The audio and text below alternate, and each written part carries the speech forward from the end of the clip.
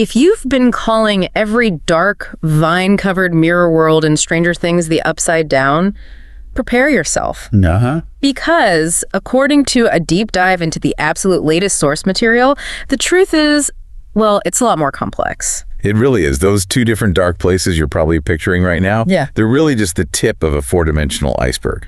So that's our mission today, right? We're going to move beyond this comfortable idea of a simple mirror dimension. Exactly. We need to lay out the complete hierarchy of darkness.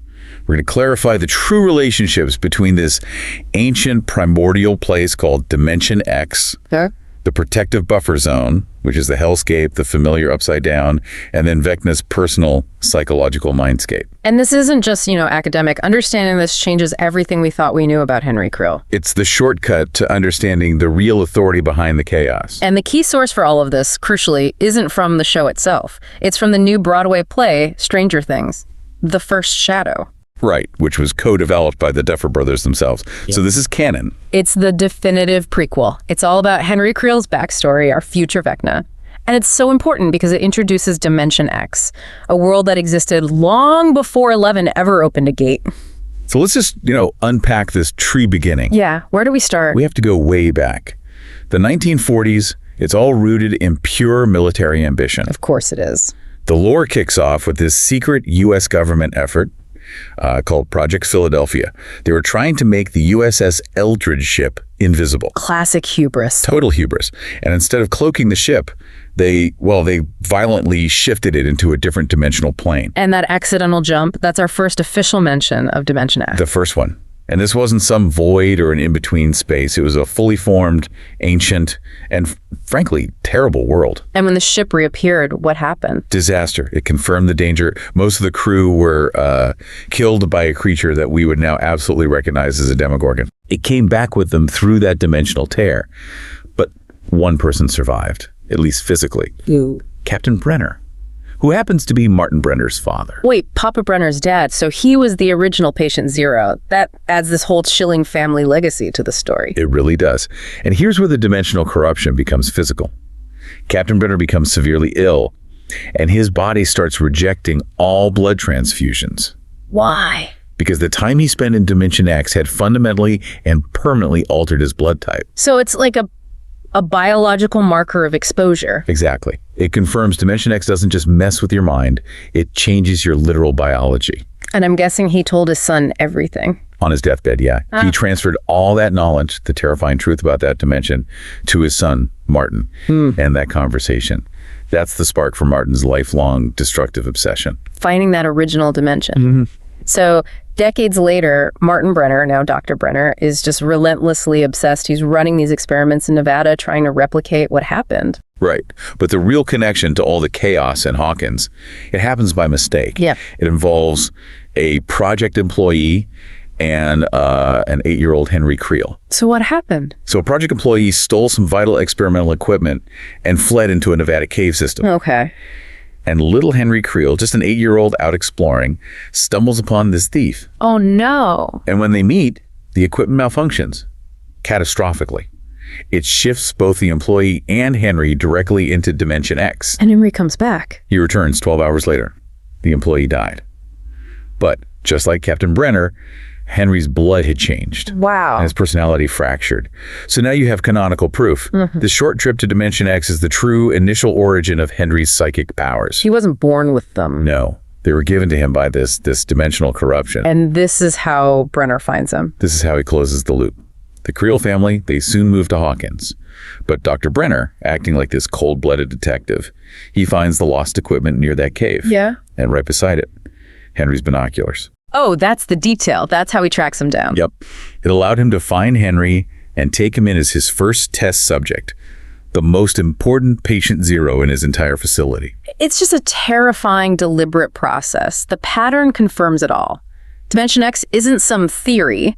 It's a physical reality that alters you on a biological level. And thanks to the first shadow, we finally have a clear description of Dimension X itself. So it's not the Upside Down. What does it look like? Forget the dark, misty woods. Dimension X is described as a vast, ruined, almost post-apocalyptic world. The key feature is enormous floating rocks. And this is the original home of all the creatures. All of them. the Demogorgons, the Demobats, and crucially, the foundational Mind Flayer entity. So it existed for eons before Henry or 11 were even a thought? Which means Henry's trip when he was 8 wasn't a discovery. It was an infection. An infection by the oldest cosmic horror in this universe. This creates a huge problem for what Henry says in season 4, doesn't it? A massive contradiction. That's the central tension for the final season. Remind us what he said. Henry claimed he was special from birth, and that he personally molded the Mind Flayer into that giant spider shape we see because he needed an army. But the play says the Mind Flayer was already the supreme being there. Right. It's described as a floating spiritual dust cloud that has this, intellectual connection and control over every single creature in Dimension X. It's the ancient god of that realm. So if that's true, Henry didn't create the Mind Flayer. The Mind Flayer used the 8-year-old Henry Creel. So it forces us to question Henry as a narrator completely. Exactly. We have to infer one of two things. Either Henry intentionally suppressed the memory of that terrifying childhood trip. To maintain his whole god complex. Right. Or the Mind Flayer was so skillful that it masked its true nature, making Henry believe he was the one pulling all the strings. It reframes Vecna completely. He's not the evil architect we thought. He's a powerful prophet. Or a vessel. His whole ego, his entire justification for mass murder is based on the lie that he's the master, when really the Mind Flayer is the deity who just allowed him to channel its power. Which deepens his character so much. And that brings us to the second dimension, right? The hellscape. Yes. This is the realm that viewers most often confuse with the Upside Down. Especially in that visually confusing scene after Henry and 11's showdown. Okay, so we need a solid analogy here. If Dimension X is the ancient primordial world, what is Hellscape? Hellscape is the universe's dimensional quarantine zone. I like that, a buffer. It's a perfect analogy. Hellscape is defined as the in-between space between all dimensions, including our world. Its job is to be the ultimate separation barrier. The gatekeeper. So its job is to stop things from crossing over. Yes, and this explains that horrific scene we saw when 11 defeats Henry, disintegrating him into dust and pushing him into the hellscape. He's immediately bombarded by lightning. He's constantly struck, yeah. The hellscape was just following its prime directive. Yeah. Destroy anything, trying to use the buffer zone to transit, is trying to annihilate him. Which raises the big question, how did he survive that, let alone get through it to Dimension X? Right. If the hellscape is designed to destroy, pure psychic power shouldn't be enough to get you through. So we have to trace the power back. Exactly. 11's power came from Henry. And Henry got his powers from the Mind Flayer exposure in Dimension X. So the connection, what the source calls the H-mind infection, that has to be the key. Okay, so what's the theory? The hypothesis is strong. Since Henry was already infected, already integrated into the Mind Flayer's collective intelligence, the Mind Flayer knew exactly where its prophet was trained. So the Mind Flayer could open a portal for him. It didn't need Henry to do it. The Mind Flayer, this ancient entity, could open a portal directly from its world, Dimension X, into the Hellscape buffer. So it was a rescue mission. A tactical rescue. The Mind Flayer opened the gate, saved Henry, and pulled him into Dimension X, where he was allowed to recover and physically become Vecna. It proves the Mind Flayer's mastery over these mechanics. Okay, so now, finally, we can talk about the Upside Down. The realm everyone thought was the source of it all. And we have to just say it one more time. The Upside Down is a completely different dimension from Dimension X. It is the mistake, the echo, not the master world. So when was it created? The Upside Down was created in one specific terrifying instant. The moment Will went missing in season 1. When 11 touched the Demogorgon. When she touched the Demogorgon in the void. At that moment, remember, the Demogorgon was in Dimension X and 11 was in the real world. And her power smashed them together. Violently smashed them together and created a third brand new dimension. And the best way to think of it is like a corrupted, frozen digital save file. It's a photographic snapshot, a perfect snapshot of Hawkins at that precise moment in time, November 6, 1983. Which is exactly why Nancy later finds that the Upside Down is literally frozen on that date. The milk has expired, the decorations are still up. It didn't evolve. It was born in absolute stasis. It's a copy of our world, which is totally different from Dimension X, which is its own living, if ruined, environment. And this frozen copy gave the Mind Flayer a huge tactical advantage. Undeniable. It and its army relocated their main base from ancient Dimension X to this new Upside Down. Why? because it offered easier, more direct access to the real world through all those little gates. They could completely bypass the protective, lightning strike happy hellscape quarantine zone. And we even have a hint from the season 5 source material about the Upside Down's limitations, right? We do. It's explicitly called a subdimension. And the area around Hawkins is now bounded by what's described as a meat wall. A meat wall. Which indicates the finite physical boundaries of this copied space. Yeah. Temporary. It's bounded. It's not the potentially infinite expanse of the original Dimension X. So who's really to blame for all this? Who engineered this catastrophe? It all goes back to the calculated villainy of Martin Brenner. His motivation, we have to remember, was just to reach Dimension X, the thing his father saw. That was his life's goal.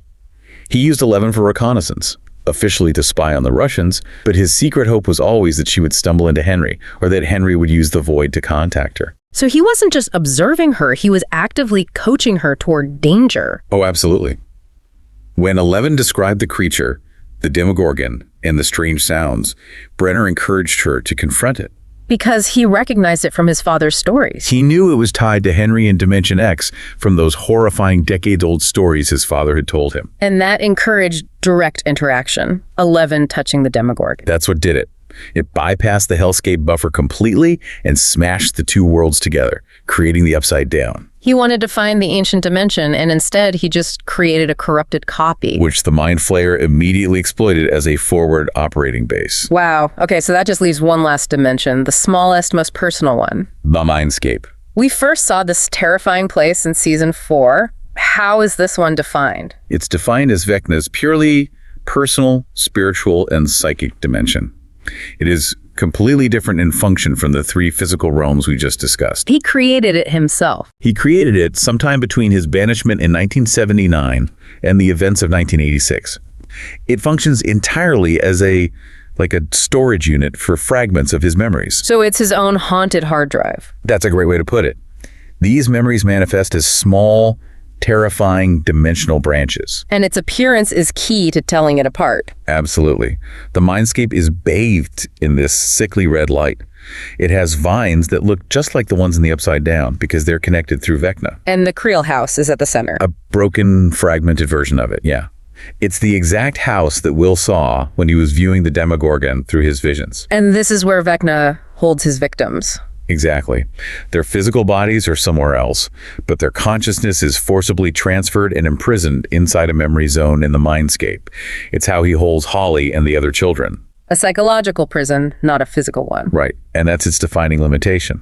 Unlike the other 3 dimensions, the Mindscape is entirely tethered to its creator's life force. Meaning, if Henry Creel Vecna is destroyed, this entire psychic prison will simply collapse. It will just cease to exist. So to bring this all together for you, the lore is crystal clear. Dimension X is the ancient, pre-existing, truly primordial world of the monsters, and it's governed by the ancient Mind Flayer entity. And the Upside Down is merely a temporary limited mirror world, a corrupted copy, a catastrophic mistake born from 11's interaction and Brenner's calculated manipulations. The real revelation is that the Mind Flayer is the deity controlling all the chaos, and Henry Creel is just its highly powered, egotistical prophet who is completely convinced he's the architect of the apocalypse. Exactly. So as we wait for the final act, keep this chilling thought in mind.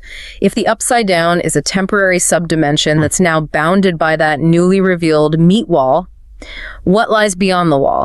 Is that the true, endless, primeval expanse of Dimension X just waiting to consume this temporary mirror world? Or is it something we haven't even encountered yet? That's the final boundary we have to face. Keep that question burning as you revisit the lore. Thanks for diving deep with us. If you enjoy this video, please like, share, subscribe, and hit the bell to the later update from my channel.